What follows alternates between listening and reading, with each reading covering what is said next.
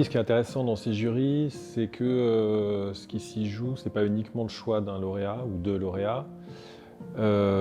C'est plus largement un échange entre les experts qui ont eu le temps de regarder longuement les dossiers, les représentants des sites, le jury, et il s'y joue des choses intéressantes sur la question même qui est posée.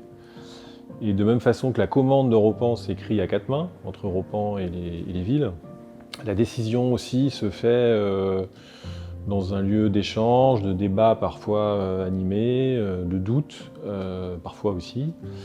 Et dans ces rebonds entre ces différents intervenants, il y a aussi une partie du projet qui s'écrit sur les territoires dont on parle, leur identité, et puis la façon dont on peut commencer à les transformer.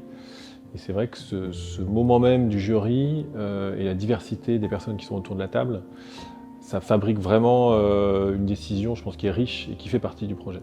De plus en plus, les projets d'Europan, ils intègrent cette question du processus, et qui fait d'ailleurs vraiment partie de la grille d'évaluation des projets. Donc en fait, c'est rare que les projets d'Europan arrivent avec une image un peu figée qu'il s'agirait de réaliser a posteriori.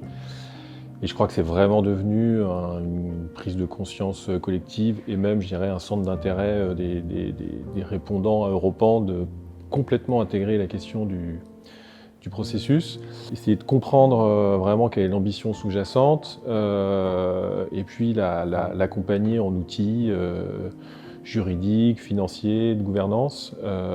Cet aspect-là est assez fondamental, parce que plus une idée est neuve et ambitieuse, finalement, plus elle demande derrière de rigueur, de précision et d'outils pour la faire atterrir.